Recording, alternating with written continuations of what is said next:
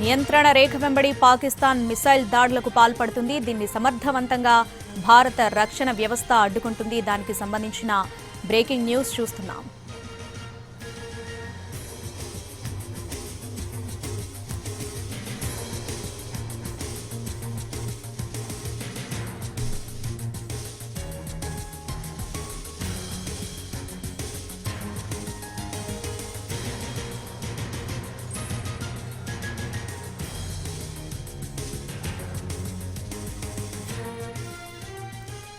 నియంత్రణ రేఖ వెంబడి పాకిస్తాన్ మిసైల్ దాడులకు పాల్పడుతుంది. నిన్న రాత్రి నుంచి పంజాబ్ సరిహద్దుల్లో విచక్షణ రహితంగా దాడులకు పాల్పడుతుంది. దీన్ని సమర్థవంతంగా అడ్డుకుంటుంది భారత రక్షణ వ్యవస్థ.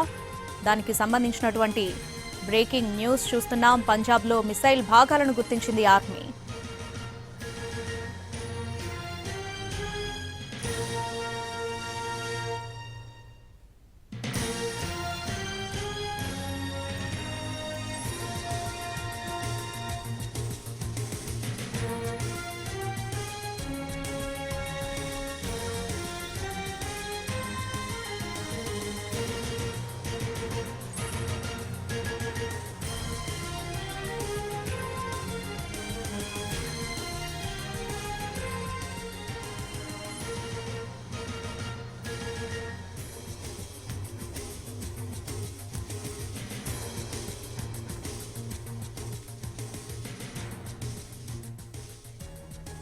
నియంత్రణ రేఖ వెంబడి పాకిస్తాన్ మిసైల్ దాడులు చేస్తుంది. పాక్ దాడులను భారత్ అడ్డుకుంటుంది.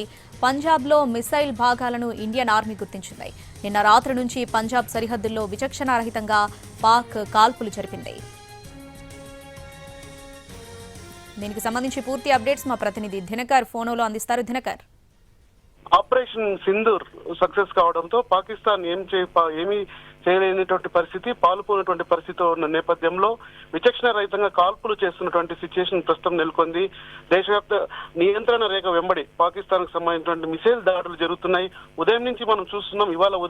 ఈ రోజు ఉదయం జరిపినటువంటి దాడుల్లో దాదాపు 13 మంది వరకు చనిపోయారు. నిన్న రాత్రి జరిపినటువంటి దాడుల్లో చిన్నారులను టార్గెట్ చేస్తూ కూడా అక్కడ దాడులు చేయడంతో పాకిస్తాన్ యొక్క మిసైల్ దాడులన్నీ కూడా మిసైల్స్ అక్కడ పడడంతో ఇప్పుడు మనకు అందుతున్నటువంటి సమాచారం ప్రకారం వరకు దాదాపు అత్యధికంగా చిన్నారులే ఎక్కువ చనిపోయినట్టుగా మనకు అందుతున్నటువంటి సమాచారం ఉంది. దానితో పాటు కూడా ఇప్పటి వరకు జరిగినటువంటి పాకిస్తాన్ చేసినటువంటి దాడులు మాత్రం చూస్తే మాత్రం నియంత్రణ రేఖ వద్ద పాకిస్తాన్ జరిపిన దాడుల్లో 13 మంది వరకు మృతి చెందారని మనకు సమాచారం అందుతుంది. 59 మంది వరకు కూడా దాదాపు తీవ్రమైనటువంటి గాయాల్లో ఉన్నారు. అత్యధికంగా పూంచ్ జిల్లాలోని సరిహద్దు గ్రామాలకు చెందినటువంటి గ్రామాలను టార్గెట్ గా చేసుకొని పాకిస్తాన్ రేంజర్స్ జరుపుతున్నటువంటి కాల్పులు ఇది యాక్చువల్ గా కాల్పుల విరమణ దాన్ని అద్దు మీరి చేస్తున్నటువంటి విధంగా మనం భావించాల్సిన పరిస్థితి ఉంది. దాదాపు 59 మంది గాయపడితే అందులో 44 మంది తీవ్రంగా గాయపడ్డారు. ఆ గ్రామాల్లో ఉన్నటువంటి స్థానికులందరినీ కూడా భారత ఆర్మీ సైనికులంతా కూడా వారిని అక్కడి నుంచి ఖాళీ చేస్తున్నటువంటి పరిస్థితి ఉంది. అయినా కానీ కొన్ని ప్రాంతాల్లో టార్గెట్ చేసుకొని వాంటెడ్ గా రెచ్చగొట్టే విధంగా అక్కడ కాల్పులు జరుపుతున్నటువంటి నేపథ్యం ఉన్నటువంటి పరిస్థితుల్లో నియంత్రణ రేఖ వద్ద పాకిస్తాన్ జరిపిన దాడుల్లో మాత్రం అమాయకులు ప్రాణాలు కోల్పోతున్నారు. చాలా మంది గాయాలు పాలవుతున్నటువంటి పరిస్థితి ప్రస్తుతం బార్డర్ ఏరియాస్ లో ఉన్నటువంటి విలేజ్ లో నెలకొని ఉంది. శ్రావణి, దినకర్, 59 మందిలో సామాన్యులే ఉన్నారా లేదంటే ఇంకెవరైనా ఉన్నారా? అంటే అందుతున్నటువంటి సమాచారం ప్రకారం అయితే గ్రామాల్లో అక్కడ, ఎందుకంటే వారు దాదాపు ఏళ్ల తరబడిగా దేశ సరిహద్దులో ఉన్నటువంటి గ్రామాల్లో నివసిస్తున్నటువంటి పరిస్థితి, అత్యధికంగా స్థానికులే అని కూడా మనకు అందుతున్నటువంటి సమాచారం. 59 మందికి పైగా తీవ్ర గాయాలు అవడంతో 59 మందికి పైగా గాయాలయ్యాయి. దాంట్లో 44 మంది పరిస్థితి తీవ్ర గాయాలైనటువంటి పరిస్థితిలో ఉండడంతో వారందరికీ దగ్గరలో ఉన్నటువంటి భారత ఆర్మీ హాస్పిటల్స్ లో కూడా వారికి చికిత్స చేస్తున్నటువంటి పరిస్థితి ఉంది. ఇలాంటి గ్రామాలను ఇంకా జల్లెడ పడుతున్నారు. ఇలాంటి గ్రామాలు ఏవైనా ఉన్నాయని చెప్పి కూడా చెక్ చేస్తున్నటువంటి పరిస్థితి. గ్రామాల్లో ఉన్న ప్రాంతాలలో జనాలందరినీ కూడా సురక్షితమైనటువంటి స్థానాలకి చేర్చాలని చెప్పి ఆర్మీ భావిస్తున్నటువంటి పరిస్థితి ఉంది. పూంచ్ సెక్టార్ కావచ్చు, ఆ తర్వాత రాజౌరి సెక్టార్ కావచ్చు, పంజాబ్ పరిసర ప్రాంతాల్లో వాగా సరిహద్దు ప్రాంతాల్లో ఉన్నటువంటి ప్రాంతాలను టార్గెట్ చేసుకొని ఈ రకమైనటువంటి కాల్పులకు పాల్పడుతున్నటువంటి నేపథ్యంలో అత్యధికంగా సాధారణ ప్రజలే ఎక్కువ గాయాల పాలవుతున్నారు.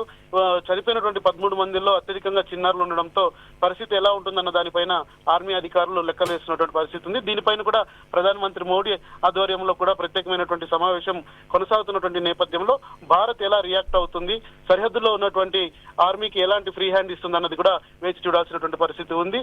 అయితే ఆపరేషన్ సింధూర్ లో కేవలం ఉగ్రవాద సంస్థలను టార్గెట్ చేసింది భారత్. వారి యొక్క 9 స్థావరాలని కూల్చేసినటువంటి పరిస్థితి ఉంది. ఎక్కడ కూడా సాధారణ జనానికి కానీ ప్రజానికానికి కూడా ఇబ్బందులు కలగకుండా చేశామని భారత ఆర్మీ నిన్న ప్రకటించినటువంటి నేపథ్యంలో పాకిస్తాన్ మాత్రం హద్దు మీరి తను భారత్ సరిహద్దు గ్రామాల్లో మాత్రం సాధారణ ప్రజలను టార్గెట్ చేసుకోవడంపై మాత్రం అందరూ చూస్తున్నటువంటి పరిస్థితి నెలకొని ఉంది. మరి పాకిస్తాన్ బార్డర్ ఇండియా పాకిస్తాన్ బార్డర్లు అయినటువంటి పంజాబ్, రాజస్థాన్, దాంతో పాటు జమ్మూ కాశ్మీర్, గుజరాత్ లో ఉన్నటువంటి సరిహద్దు గ్రామాల్లో మాత్రం ఎక్కువ గస్తీ చేస్తున్నటువంటి పరిస్థితి ఉంది. మరి పాకిస్తాన్ రేంజర్లు ఇలానే తెగబడితే చుట్టుపక్కల ఉన్నటువంటి గ్రామ ప్రజలను కూడా ఖాళీ చేయించే పరిస్థితి ప్రస్తుతం కొనసాగుతుందని చెప్పాలి. దినకర్, సిచ్యువేషన్ చూస్తే పాకిస్తాన్ మళ్ళీ కాల్పులకు పాల్పడే అవకాశం ఉందో? ఒకవేళ మళ్ళీ కాల్పులు జరిపితే దాన్ని భారత్ ఎలా తిప్పికొట్టబోతుంది? ఖచ్చితంగా, ఎందుకంటే దీనికి సంబంధించి ప్రధానమంత్రి నేతృత్వము అలాగే జాతీయ భద్రతా సలహాదారు నేతృత్వంలో కూడా కొనసాగుతున్నటువంటి సమావేశంలో కొన్ని కీలకమైనటువంటి నిర్ణయాలు తీసుకోవాలనేటువంటి ఆలోచనలో కూడా ప్రభుత్వం ఉంది. అయితే పాకిస్తాన్ రెచ్చగొట్టే విధంగా ప్రవర్తిస్తుండటంతో మొదట మన సరిహద్దుల్లో ఉన్నటువంటి గ్రామాల్లో ఉన్నటువంటి భారత ప్రజలందరినీ కూడా సురక్షిత ప్రాంతాలకు చేర్చిన తర్వాతనే భారత్ ఎదురుదాడి చేయాలా, లేకపోతే ఒకవేళ పాకిస్తాన్ రేంజర్లు పూర్తి స్థాయిలో రెచ్చిపోతే ఎలా ఉంటుందన్న దానిపైన కూడా లెక్కలు వేస్తున్నటువంటి పరిస్థితి ఉంది. అదంతా కూడా మధ్యాహ్నం సమావేశంలో ఒక కీలకమైనటువంటి నిర్ణయం తీసుకునే అవకాశం ఉంది. ఒకవేళ పాకిస్తాన్ సైన్యం మరింత రెచ్చగొట్టేలాగా కాల్పులు జరిగితే మాత్రం భారత్ కూడా ఎదురుదాడి దిగే అవకాశాలు మాత్రం కనిపిస్తున్నాయి. Right Dinakar, thanks for the updates.